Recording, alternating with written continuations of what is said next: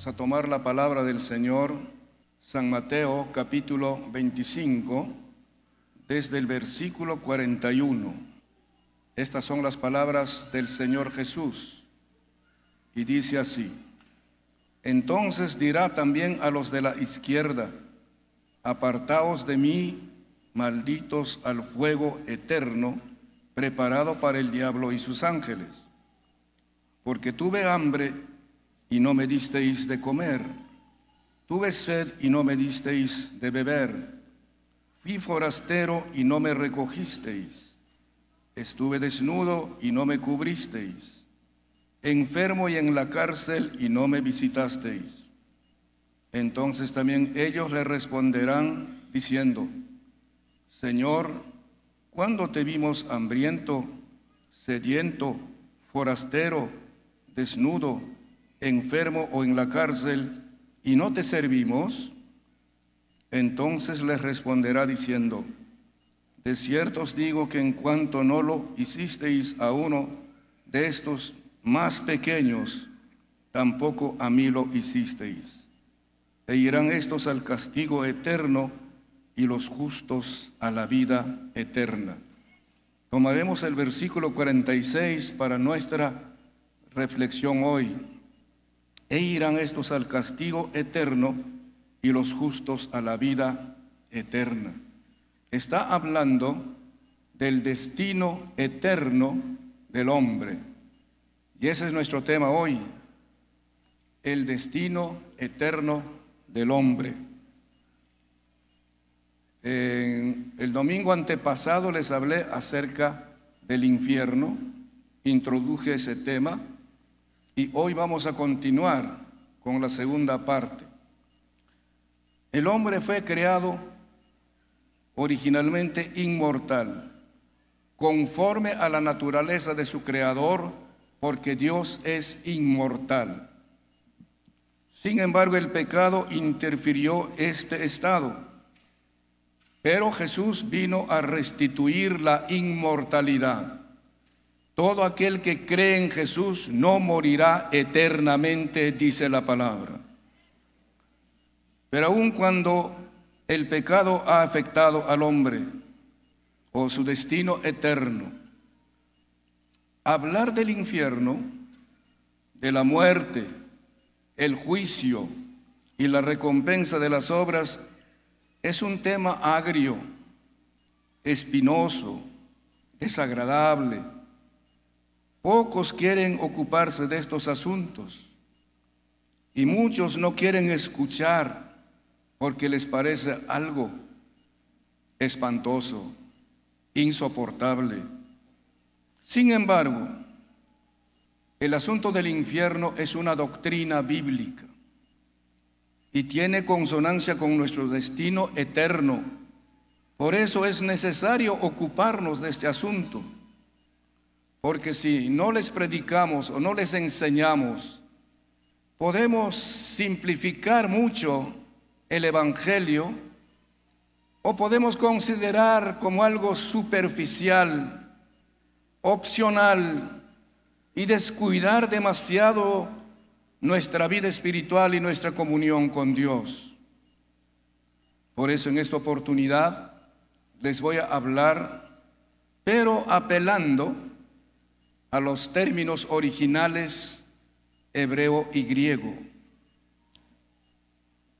Les voy a hablar acerca de la diferencia entre el infierno y el sepulcro. Diferencia entre el infierno y el sepulcro. Los testigos de Jehová dicen que el infierno es el sepulcro. Muchas sectas, religiones, hombres llamados pseudo-teólogos y personas de diferentes confesiones confunden y enseñan que el infierno es la sepultura donde se entierra un cuerpo muerto. Esta confusión obedece a la falta de conocimiento y correcta interpretación de los términos bíblicos que se emplean para definir el infierno. Quisiera que ustedes estén atentos para que cuando escuchen ese tipo de declaraciones o enseñanzas, ya sepan que eso no es correcto, que el infierno no es el sepulcro. Y vamos a apelar a los términos originales en hebreo y griego. El griego o el Sheol hebreo en el Antiguo Testamento define con este término el lugar de los difuntos, con la palabra Sheol. Está saliendo ahí, ¿verdad? Designa el lugar de las almas tanto de justos, según Génesis 37:35, cuando dice: y se levantaron todos sus hijos y todas sus hijas para consolarlo, mas él no quiso recibir consuelo, y dijo: descenderé enlutado a mi hijo hasta el Seol. Y lo lloró su padre. Habla de Jacob cuando sus hermanos lo vendieron, cuando los hermanos de José lo vendieron a Egipto y luego dijeron que alguna bestia lo había devorado. Y Jacob dice: nunca este dolor se me quitará, sino que descenderé al Seol con este dolor. En otras palabras, voy a ir al lugar de los muertos con este dolor. Pero también, y especialmente, ese lugar es para los impíos, los que mueren en el pecado. Proverbios 9:18 dice: y no saben que allí están los muertos, que sus convidados están en lo profundo del Seol. Igualmente, Seol designa como el lugar de retribución de los impíos, o sea, donde van a recibir su recompensa los pecadores. Proverbios 1:12 dice: los tragaremos vivos como el Seol y enteros como los que caen en un abismo. Proverbios 5:5: sus pies descienden a la muerte, sus pasos conducen al Seol. Habla de una mujer liberal que se ocupa en hacer caer a los hombres en el pecado sexual. Dice: sus pies descienden a la muerte y sus pasos conducen al Seol. Si alguien tiene esta costumbre y este hábito, sabe que eso le va a conducir al lugar de dolor, de sufrimiento, que es el Seol. Proverbios 7:27 dice: camino al Seol es su casa del pecador, del hombre perdido, que conduce a las cámaras de la muerte. También está en relación a esa mujer seductora que hace caer a los hombres. En Proverbios 23:14, a los padres les aconseja y dice: lo castigarás con vara, lo disciplinarás, lo castigarás a tu hijo y librarás, no dice su cuerpo, librarás su alma del Seol. ¿Están escuchando? Entonces, en hebreo, esa palabra Seol designa a ese lugar donde están las almas de los que murieron sin Cristo. El Seol es un lugar indeseable. El Antiguo Testamento describe al Seol como un lugar tenebroso y caótico, donde la misma luz es tenebrosa. El habitante del Seol es el hombre mismo, que en hebreo se le dice al hombre nefesh. Es decir, el alma del hombre se pronuncia en hebreo nefesh. Alma sinónimo de persona en una condición miserable, pues está separado de la comunión con Dios y del culto que se tributa a Yahvé. Los que están en el Seol están separados de Dios, alejados de Dios. En ese lugar no pueden alabar ni adorar a Dios, porque no es el lugar de la adoración. Y gracias a Dios que en esta mañana estamos en el lugar de la adoración a Dios. Pero en el Seol nadie puede ni siquiera tener idea de adorar a Dios. El Seol es un lugar neutral. Job 3:13 dice, pues ahora estaría yo muerto y reposaría, dormiría y entonces tendría descanso. Job 14:13 dice, oh, ¿quién me diera que me escondiese en el Seol, que me encubrieses hasta apaciguarse tu ira, que me pusieses plazo y de mí te acordares?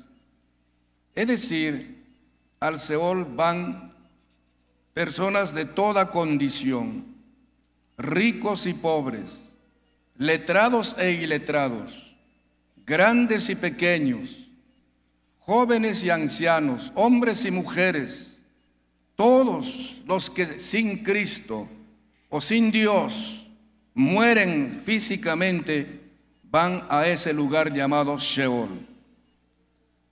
Su misma descripción y su sinonimia, hay una palabra también que se pronuncia Abadón, daban al Seol un tinte de pena, de castigo por el pecado, de falta de comunión con Dios, de ausencia de la presencia de Dios.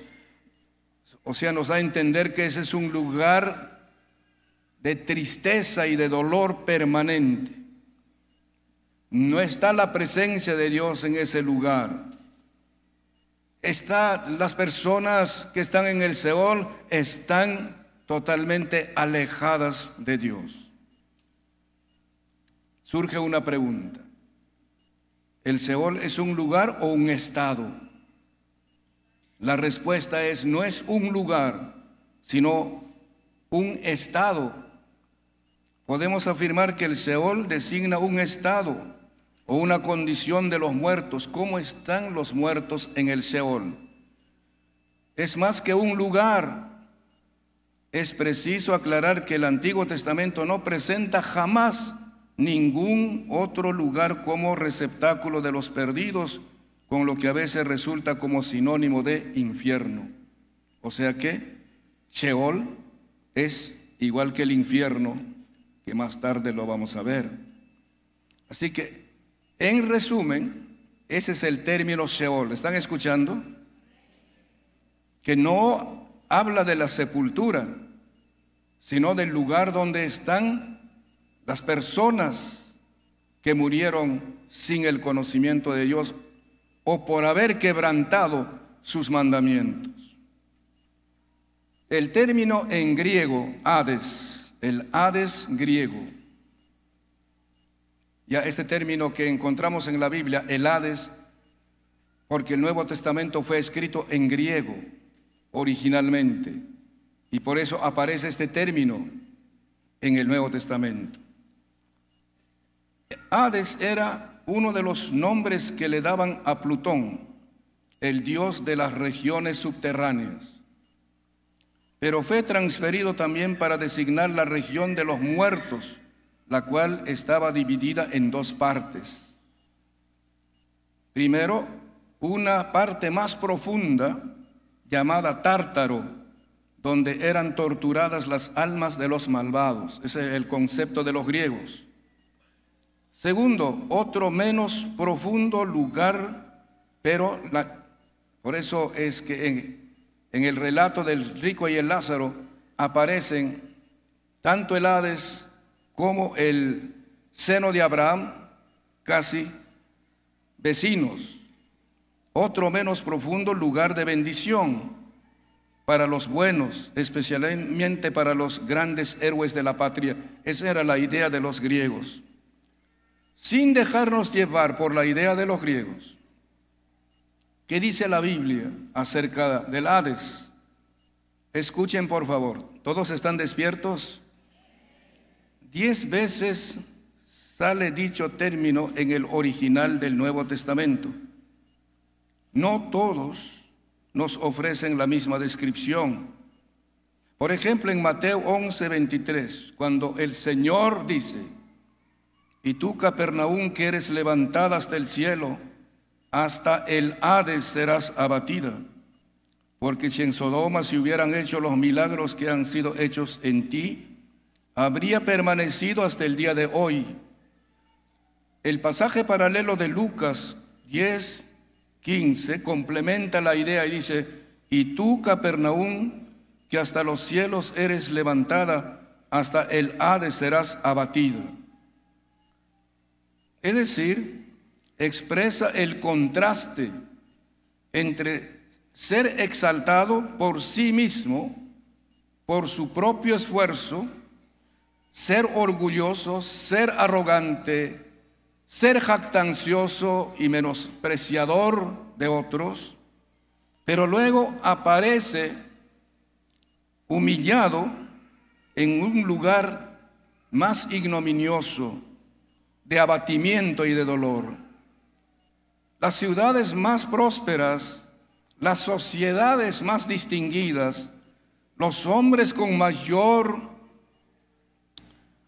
mayores recursos económicos, pero si mueren sin Cristo, aquí en la tierra pueden ser distinguidos, pueden ser admiradas, pueden gastar de jactancia y de orgullo de todo lo que son y de lo que hacen, pero si mueren sin Cristo, serán abatidos en el Hades, aparecerán en el Hades. En Mateo 16, 18, cuando el Señor Jesús dijo: y yo también te digo que tú eres Pedro, sobre esta roca edificaré mi iglesia, y las puertas del Hades no prevalecerán contra ella. Jesús dice que las puertas del Hades no van a prevalecer contra la iglesia. Sin embargo, en este caso, Hades es una figura de las fuerzas del mal satánico, que aparece bajo el símbolo de una ciudad amurallada, que aparece, pero cuyo poder va a fracasar en sus asaltos contra la iglesia, tanto en lo individual como en lo colectivo. Es decir, el infierno, el Hades, la morada de Satanás, de los demonios, las fuerzas de maldad no tendrán poder sobre los hijos de Dios, sobre los que han nacido de nuevo y los que son lavados con la sangre de Jesús y los que tienen el sello del Espíritu Santo y cuyos nombres están escritos en el libro de la vida. Sobre ellos el Hades no tiene poder. Diga gloria a Dios. Diga aleluya. Amén. El infierno no tiene poder sobre el Hijo de Dios o la hija de Dios, porque no le pertenece. Levante su mano derecha y diga: yo no pertenezco al Hades. El Seol no es mi morada, no es mi destino eterno. El cielo es mi morada eterna, es el destino eterno que Dios me tiene preparado. Diga amén.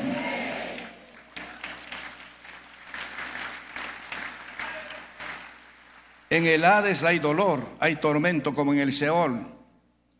En Lucas 16, 23, cuando el Señor habló del rico y de Lázaro, dice: y en el Hades alzó sus ojos, estando en tormentos, y vio de lejos a Abraham y a Lázaro en su seno. Es el lugar más expresivo y claro, pues allí Hades aparece separado por una gran cima del lugar de los justos. El lugar de los injustos aparece separado del lugar de los justos y descrito como lugar de tormento. ¿Qué se entiende por tormento? Tormento significa donde hay ausencia total de paz, no hay paz en ese lugar. Tormento significa dolor permanente que conduce a la desesperación.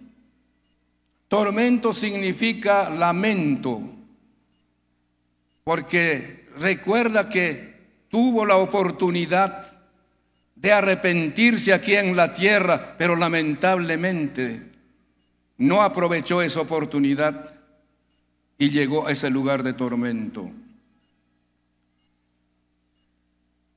El Hades mencionado en Hechos 2:27 respecto a la resurrección de Cristo dice: porque no dejarás mi alma en el Hades, ni permitirás que tu santo vea corrupción. Viéndolo antes habló de la resurrección de Cristo, que su alma no fue dejada en el Hades, en la parte donde estaba el seno de Abraham, ni su carne vio corrupción. Esto está en el Salmo 16:10, una profecía que David pronunció, que el alma del Señor no quedaría en el Hades, es decir, en la parte de los justos llamado seno de Abraham. Ni su carne vio corrupción, es decir, no se desintegró su cuerpo en la sepultura. Y Pedro dice, siendo profeta, David dijo esto de la resurrección de Jesucristo. Dice: varones hermanos, se os puede decir libremente del patriarca David, que murió y fue sepultado, y su sepulcro está con nosotros hasta el día de hoy. Pero siendo profeta y sabiendo que con juramento Dios le había jurado que de su descendencia en cuanto a la carne levantaría al Cristo para que se sentase en su trono, viéndolo antes habló de la resurrección de Cristo, que su alma no fue dejada en el Hades, ni su carne vio corrupción. El apóstol Pedro en el día de Pentecostés estaba dando la explicación de lo que eso significaba, que Jesucristo no se quedó en el Hades, que Jesucristo no se quedó corporalmente en ese lugar, sino que resucitó. Por eso, como Cristo resucitó, tiene poder sobre el Hades, diga gloria a Dios, tiene autoridad sobre el Hades, y para sacar de la muerte a las personas que pueden estar allí, o para librarles, a fin de que ellos no vayan a ese lugar, al Hades. En Apocalipsis 6:8 dice la palabra: y miré y aquí un caballo amarillo, y el que lo montaba tenía por nombre Muerte, y el Hades le seguía, y le fue dado potestad sobre la cuarta parte de la tierra, para matar con espada, con hambre, con mortandad y con las fieras de la tierra. Ese cuando ya el anticristo esté reinando, entonces surge este caballo amarillo, que significa o que representa el color amarillo, representa la muerte. Y entonces dice: y el que lo montaba tenía por nombre Muerte, y el Hades le seguía. Entonces el Hades no es el sepulcro, sino que es un estado, porque también le seguía a la muerte misma, para matar con espada, con hambre, con mortandad, con las fieras de la tierra. Y dice en Apocalipsis 20, 13 y 14: y el mar entregó los muertos que había en él, y la muerte y el Hades entregaron los muertos que en ellos había, y fueron juzgados cada uno según sus obras, y la muerte y el Hades fueron lanzados al lago de fuego. Esta es la muerte segunda. Si fuese sepulcro no diría eso, que todas las sepulturas fueron lanzados al lago de fuego, sino dice el Hades, que tiene las almas de los impíos, de los incrédulos, de los pecadores que no se arrepintieron, va a entregar a todos ellos al Señor para que reciban ya el decreto final. Y el Hades mismo y la muerte, que es un espíritu, van a ser lanzados al lago de fuego.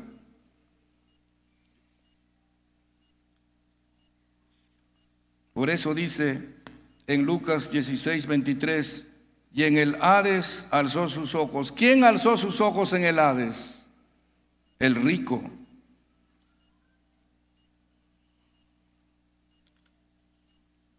Estando en tormentos, y vio de lejos a Abraham y a Lázaro en su seno. El Hades entonces designa el estado de los impíos. Tras el juicio ante el trono blanco, vemos que el Hades desaparece para dar paso al lago de fuego, sinónimo de infierno o Gehenna. Bien, entonces, en hebreo, el infierno es Sheol. En griego es, ¿tomaron nota? En griego, ¿qué es? En castellano es infierno. El infierno en español. Esta palabra infierno tiene el mismo sentido de Sheol en hebreo y de Hades en griego, que es la misma morada de los muertos sin Cristo, en estado de oscuridad, tormento, dolor y pesar. Es el estado intermedio en que se hallan las almas condenadas, esperando la sentencia final que se dará en el juicio del trono blanco. Hay 3 resurrecciones y aún más, pero generalmente 3. Primero, ¿quiénes resucitan? ¿Y cuándo resucitan? Primero resucitan los muertos en Cristo. Digan, los muertos en Cristo. Diga, primero resucitan los que murieron creyendo en Cristo, teniendo a Jesús como su Salvador. ¿Cuándo resucitan? En el tiempo del arrebatamiento de la iglesia. Cuando el Señor venga por su iglesia, los muertos en Cristo resucitarán primero.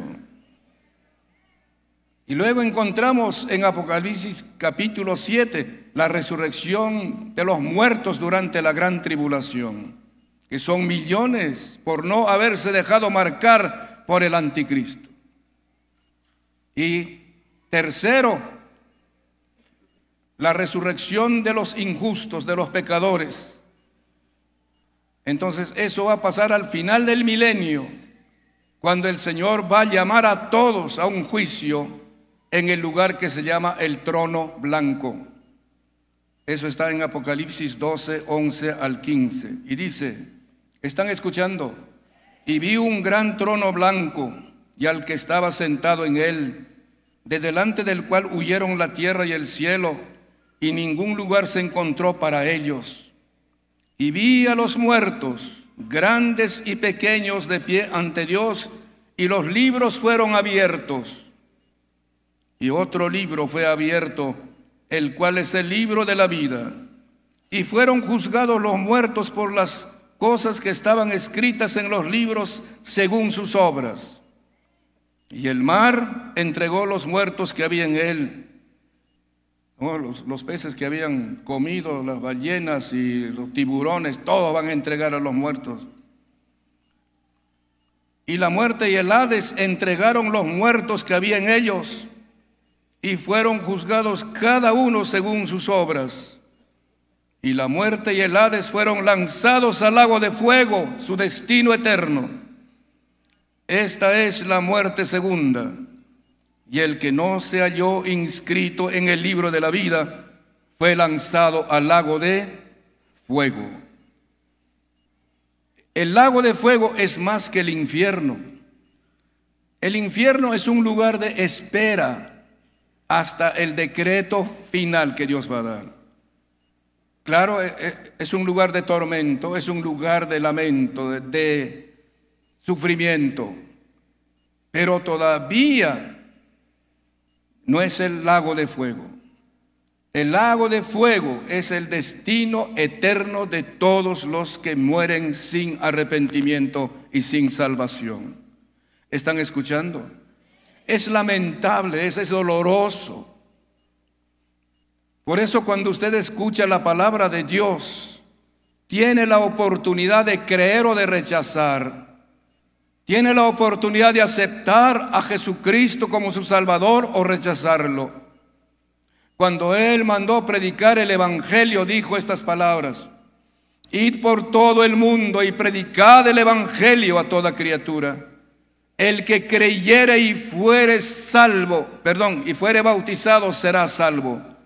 Mas el que no creyere será condenado. El que no creyere en la predicación del evangelio será condenado. Qué bueno que en esta mañana usted vino a esta reunión y está escuchando la predicación del evangelio de Jesucristo. Ahora veamos, hemos visto lo que es el Sheol, lo que es el Hades y lo que es el infierno. Ahora veamos lo que es el sepulcro, para no confundirlo con esos lugares. En hebreo, el sepulcro se define como keber. Keber, diga keber. Keber significa sepulcro, tumba o fosa. El lugar de los cuerpos muertos, no de las almas, sino de los cuerpos muertos. Es un sitio, un lugar determinado, no es un estado. El vocablo keber, según los estudiosos, aparece 66 veces en el Antiguo Testamento. Esta palabra keber se traduce por sepulcro 51 veces, por sepultura 15 veces.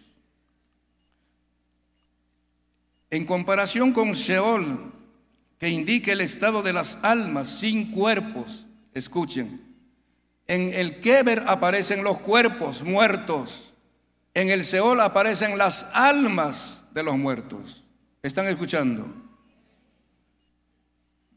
Es una condición, Sheol es una condición, no un lugar.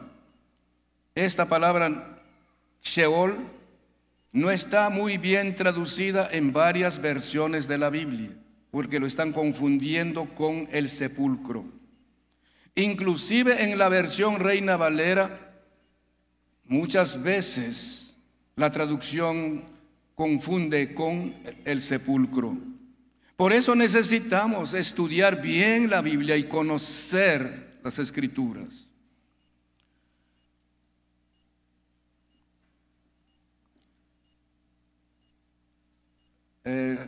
Keber es un lugar específico y una propiedad de alguien. Por ejemplo, en Génesis 55, cuando José les dijo a sus hermanos: mi padre me hizo jurar diciendo, he aquí que voy a morir en el sepulcro que cavé para mí en la tierra de Canaán, allí me sepultarás. Ruego pues que vaya yo ahora y sepulte a mi padre y volveré. Bueno, eso lo dice a Faraón, pidiéndole permiso en Egipto. Mi padre me hizo jurar que no dejaría su cuerpo, sus huesos en Egipto, sino que llevaría para enterrarlo en Canaán, en el lugar que Dios dio a su pueblo por heredad. En 2 de Samuel 3:32 habla de la sepultura de Abner. Y sepultaron a Abner en Hebrón. Y alzando el rey su voz, lloró junto al sepulcro de Abner, y lloró también todo el pueblo. En 1 de Reyes 13:30 habla de la sepultura de un profeta. Y puso el cuerpo en su sepulcro, y le endecharon diciendo: ay, hermano mío, porque fue un profeta fiel de Dios. En 2 de Crónicas 34:28 habla de la sepultura del rey Josías, cuando dice aquí que yo te recogeré con tus padres y serás recogido en tu sepulcro en paz, y tus ojos no verán todo el mal que yo traigo sobre este lugar y sobre los moradores de él. Y ellos refirieron al rey la respuesta. En Jeremías 8:1, sacar del sepulcro huesos de reyes, profetas y sacerdotes. Entonces está hablando de Keber. Todos estos versículos en el original hablan de Keber, el sepulcro. No hablan del Sheol, no hablan del Hades, sino de Keber. Keber indica posición geográfica, es decir, está en un lugar geográfico determinado. Sheol nunca hace referencia a tal cosa. No tiene geografía específica. En Génesis 50:30 dice: pues lo llevaron sus hijos a la tierra de Canaán y lo sepultaron en la cueva de Macpela, un lugar geográfico, la que había comprado Abraham con el mismo campo para heredad de sepultura de Efrón el Eteo al oriente de Mamre. En Éxodo 14:11 dijeron a Moisés: no había sepulcros en Egipto que nos has sacado para que muramos en el desierto. Ese reclamo lo hicieron los israelitas en el desierto a Moisés. ¿Por qué has hecho así con nosotros que nos has sacado de Egipto? Allí mejor nos hubiera enterrado en Egipto, estaban diciendo. Segundo de Samuel 21:14: y sepultaron los huesos de Saúl y los de su hijo Jonatán en tierra de Benjamín, lugar geográfico, en Sela, en el sepulcro de Cis su padre, e hicieron todo lo que el rey había mandado, y Dios fue propicio a la tierra después de esto. En Nehemías 2:5: y dije al rey: si le place al rey y tu siervo ha hallado gracia delante de ti, envíame a Judá y a la ciudad de los sepulcros de mis padres, y lo reedificaré. Ezequiel 39:11: en aquel tiempo yo daré a Gog lugar para sepultura allí en Israel, el valle de los que pasan al oriente del mar, y obstruirá el paso a los transeúntes, pues allí enterrarán a Gog y a toda su multitud, y lo llamarán valle de Hermón Gog. Eso va a pasar en la batalla de Armagedón. Y Gog en la tierra de Magog es los orientales, los rusos, con los aliados de China, Japón y otros poderosos ejércitos que van a invadir a Israel para oponerse a Jesucristo cuando Él venga con su iglesia. Pero todos ellos serán muertos con la espada que sale de la boca del Señor, y luego serán enterrados allí. A eso se refiere Ezequiel. Keber hace ilusión al hecho de que el cuerpo entra en ese lugar. O sea que dice, Keber significa que en ese hueco o en esa fosa o en ese nicho se deposita el cuerpo. Primero de Reyes 13:30 dice: y puso el cuerpo en su sepulcro y lo endecharon diciendo: ay, hermano mío. Segundo de Reyes 13:21: y aconteció que al sepultar unos a un hombre, súbitamente vieron una banda armada y arrojaron el cadáver en el sepulcro de Eliseo, y cuando llegó a tocar el muerto los huesos de Eliseo, revivió y se levantó sobre sus pies. Bueno, es un milagro. Salmo 88:5: abandonado entre los muertos, como los pasados a espada que yacen en el sepulcro, de quienes no te acuerdas ya y que fueron arrebatados de su mano o de tu mano. Jeremías 26:23: los cuales sacaron a Urías de Egipto y lo trajeron al rey Joacim, el cual lo mató a espada y echó su cuerpo en los sepulcros del vulgo. Todos estos versículos en el original hebreo están escritos, es la palabra sepulcro como keber. Keber tiene relación con posesiones y propiedades en la tierra, o sea que keber es la propiedad de alguien. Por ejemplo, cuando nosotros enterramos a alguien de nuestros parientes en el cementerio, sea en la fosa, en la tierra, o sea en el nicho, ahí ponemos su nombre. Quiere decir que esa persona es propiedad de esa fosa o de ese nicho. ¿Me están escuchando? Bien, voy a resumir todo. Este sentido de propiedad no se aplica jamás a Seol, porque Seol es un estado, no una propiedad material. Keber hay que cavar o hay que fabricarlo. cuando dice, mi padre me hizo jurar diciendo que he aquí que voy a morir en el sepulcro que cavé, eso dice Jacob, para mí en tierra de Canaán. Yo cavé ese sepulcro para ser enterrado. Sé que sepulcro se puede cavar o se puede construir como un nicho. Nahum 1:14 dice, más acerca de ti mandará Jehová que no quede ni memoria de tu nombre de la casa de tu Dios. Destruiré escultura y estatua de fundición, allí pondré tu sepulcro porque fuiste vil. Pero nunca se dice de Sheol que tenga que ser hecho por un hombre, ni el Hades. En cambio, el Keber sí, el sepulcro. Bien, entonces, ¿cuál es el término que define al sepulcro en hebreo? ¿Están entendiendo? Keber, no es Eber, sino Keber. No vaya a decir a alguien que se llama Keber, tú eres el sepulcro. Es Keber, en hebreo. Ahora, en griego, ¿qué se dice al sepulcro o a la sepultura? En griego, menemión, menemión. En el Nuevo Testamento existe un paralelo entre Hades y menemión. Por una parte corresponde a Seol del Antiguo Testamento y por otra parte a Keber del Antiguo Testamento. Por eso aparece Hades y Seol, es el lugar del estado en que se encuentran las almas. Menemión y Keber aparecen como la sepultura. En griego, menemión. Menemión. Menemión aparece en plural en el Nuevo Testamento 10 veces. Hades no aparece nunca en plural.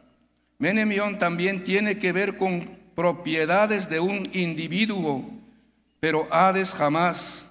El paralelismo entre los términos hebreo y griego es muy elocuente.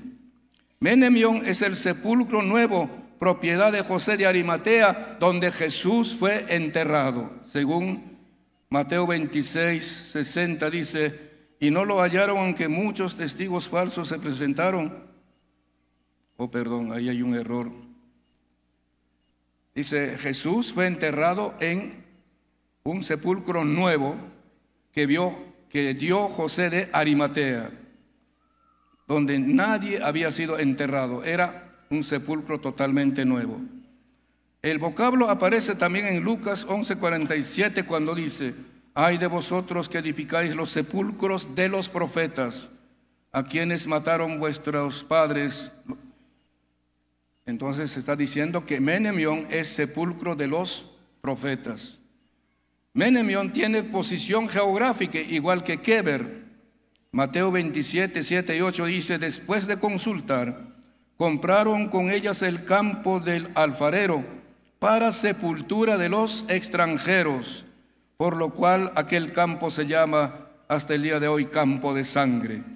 Con el dinero que devolvió Judas, de ese dinero que recibió por haber traicionado a Jesús, remordido y desesperado, devolvió las 30 piezas de plata. Y entonces los sacerdotes y los ancianos del pueblo judío dijeron, como es plata de sangre, mejor hay que comprar un campo para la sepultura de los muertos. Y en San Juan 19:41, y en el lugar donde Jesús había sido crucificado había un huerto, y en el huerto un sepulcro nuevo en el cual aún no había sido puesto ninguno. Así que Menemión aparece allí como sepultura o como Keber. Menemión se relaciona con la entrada del cadáver, así como Keber también, donde se deposita el cadáver. Menemión se relaciona con Keber, debe ser cavado, es una realización del hombre. Muy bien, entonces, en resumen, el sepulcro no es el infierno. ¿Están escuchando? porque el lugar donde están las almas de los que murieron en el Antiguo Testamento se llama Sheol. El alma de ellos estaba en el Sheol.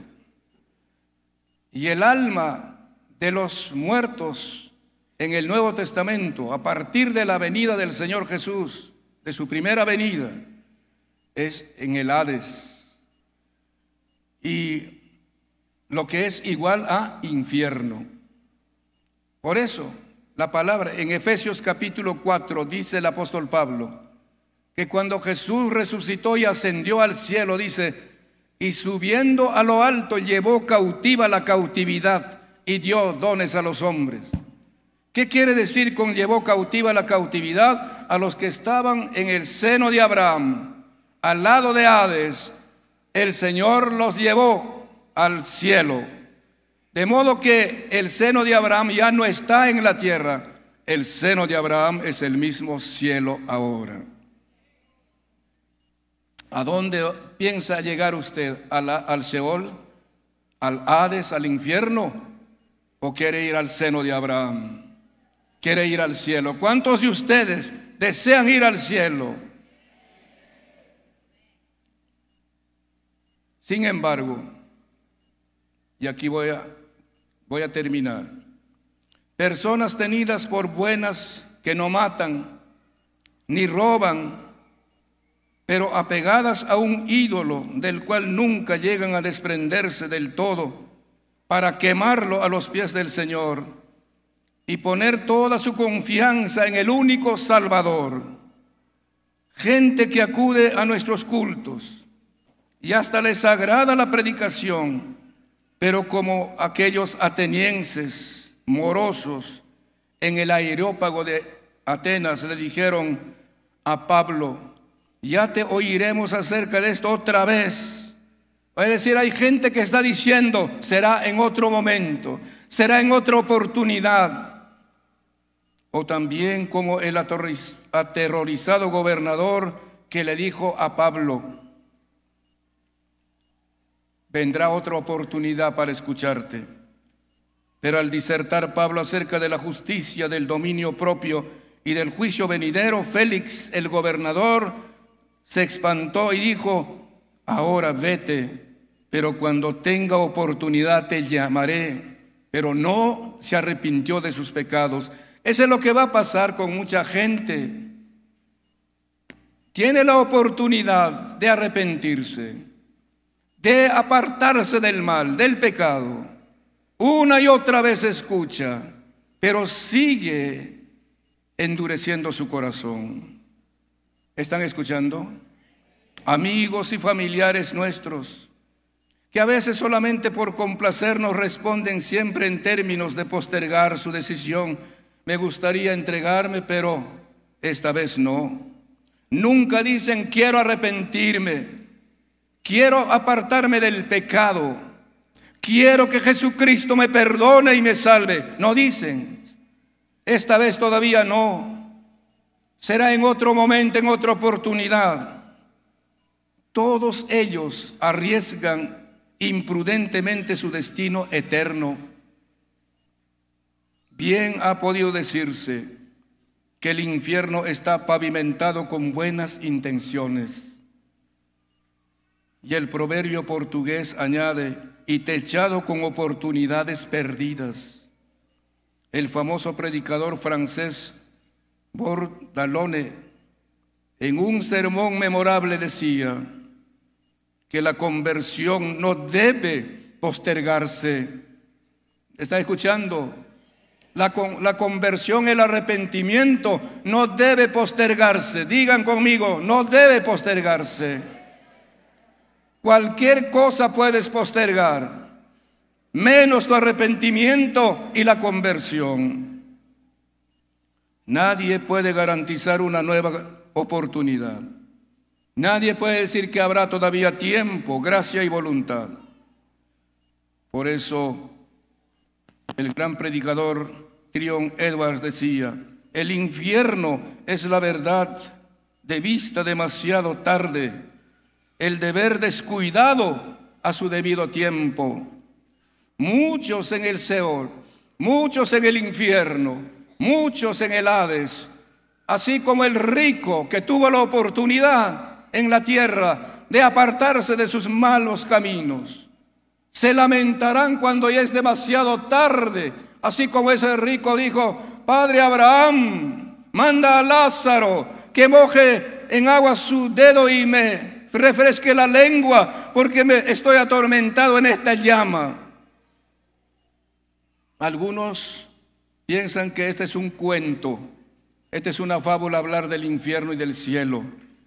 Amigos y hermanos, al pensar de esa manera, estamos agravando nuestros pecados, porque Jesucristo no es una fábula. Jesucristo no es una invención de mente humana. Jesucristo es un ser verdadero. Jesucristo estuvo en la tierra. Jesucristo nació como los hombres aquí en la tierra. Jesucristo fue crucificado en la cruz por nuestros pecados. Por eso Dios no desea que nadie vaya al infierno. Levante su mano derecha y diga: Dios no desea que nadie vaya al infierno. Levante su mano izquierda y diga: Dios no desea que yo vaya al infierno. Entonces, ¿qué es lo que desea Dios? Y la palabra nos dice, de eso que tantas veces escuchamos: porque de tal manera amó Dios al mundo, que ha dado a su Hijo unigénito, para que todo aquel que en Él cree no se pierda, mas tenga vida eterna. Ahí usa la palabra pérdida. Se pierde en el pecado, se pierde en el infierno, se pierde eternamente si no cree en Jesucristo. Dice: el Señor nos amó tanto que envió a su Hijo unigénito, para que todo aquel que en Él crea no se pierda, no se condene, sino que tenga vida eterna. El Señor pregunta en Ezequiel 18:23: ¿quiero yo la muerte del impío? Escuchen, ¿quiero yo la muerte del borracho? ¿Quiero yo la muerte del ladrón? ¿Quiero yo la muerte del asesino, del violador, del pecador? ¿Quiero yo la muerte de eso? Y responde: no vivirá si se apartare de esas cosas, de esos caminos. Vivirá eternamente si se aparta de esas cosas. El problema es que nosotros no queremos dejar nuestras malas obras, nuestros engaños, nuestras mentiras y nuestros bailes y nuestras fiestas, nuestros placeres. No queremos dejar. Pensamos que eso es todo en la vida. En 1 Timoteo 2, 3 al 5 dice: porque esto es bueno y agradable delante de Dios nuestro Salvador. ¿Qué es bueno y agradable? El cual quiere que todos los hombres sean salvos. ¿Están escuchando? Dios quiere que todos los hombres sean salvos y vengan al conocimiento de la verdad. Y la verdad es Jesucristo. Porque hay un solo Dios y un solo mediador entre Dios y los hombres. Amén. Uno sería tan porfiado, y permítanme usar este término, sería tan loco o necio, de rechazar estas palabras y seguir en su capricho y en su andanza. Dice en 1 de Pedro 3:9, 2 de Pedro 3:9: el Señor no retarda su promesa, según algunos lo tienen por tardanza, sino que es paciente para con todos, no queriendo que ninguno perezca en el infierno, en el lago de fuego, sino que todos procedan al arrepentimiento. Mucha gente dice: desde que nací o desde que tuve uso de razón, escucho que Jesucristo va a venir y nunca viene. Y algunos mueren con ese lamento: Jesucristo no viene. Y aquí la respuesta es: muchos lo tienen por tardanza, esa promesa de la segunda venida de Cristo. No es que Jesucristo tarde a propósito, sino que tiene paciencia porque hay mucha gente todavía perdida. Tiene paciencia para que la iglesia siga predicando el evangelio. No, porque Él no quiere que nadie perezca en la condenación eterna, sino que todos procedan al arrepentimiento. Amén. ¿Está entendiendo? ¿Está escuchando? ¿Qué va a hacer si usted está escuchando? Por eso Él dijo, porque el Hijo del Hombre, Jesús, vino a buscar y a salvar lo que se había perdido.